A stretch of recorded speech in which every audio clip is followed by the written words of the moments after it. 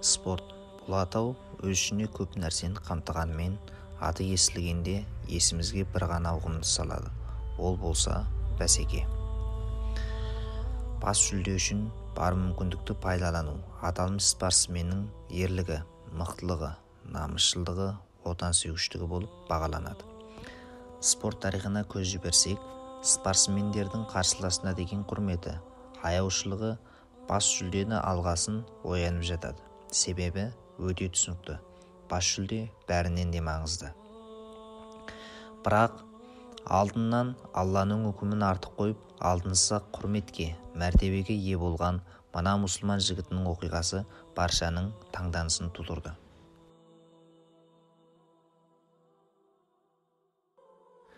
1984 жылы Лос-Анджелес Олимпиадасы. Дзюдодан ерлер арасындағы алтын жүлде үшін финалдық кездесуде жапониялық спортшы Ямашита мен мысырлық спортшы мұсылман жігіт Мухаммад Али Рошвен белдесу керек болды. Финалға дейінгі кездесулерде жапониялық спортшы сол жақ аяғынан ауыр жарақат алған еді. Жарақаттың ауырлығынан көрермендердің барлығы жапониялық спортшының жеңілісіне сенімді еді. Белдесу басталды. Мұсылман жігіт қарсыласын шалып жығайын деп әрекет қылғанда, жарақат алған сол жақ аяғы екенін біліп, ауыртып алмайын деп шалып жықпақ ойынан қайтады. Және қарсыласының ығына жығылып беріп, күміс жүлдені қанағат тұтады. Марапаттаудан кейін тілші мұсылман жігітінен Мысыр тарихында жудодан алтын жүлде болған емес, кейін болмауы да мүмкін.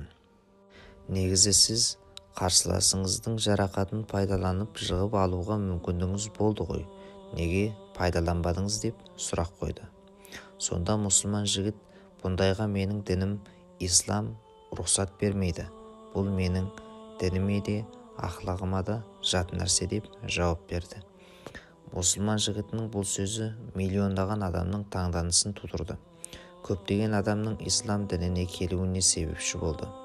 Әсіресе көптеген жапондықтардың ислам дінін қабылдауына, құрметтеуіне, қызығуына жол ашты. Сол кездегі жапон президенті Мухаммад Али Рошвенға Жапонияның құрмет орденін ұсынды.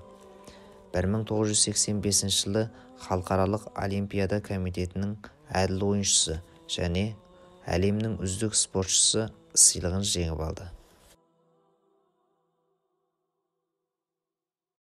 Пайғамбарымыз саллаллаху алейхи уәсәлемнің мұбарак хадистерінде Али радиаллаху анхуға былай дейді: «Я Али, сенің себебіңнен Аллах субханала тағала бір адамды тура жолға салса, немесе хидаят берсе, сен үшін бұл жер бетіндегі бүкіл нәрселерден хайырлы» деп айтты.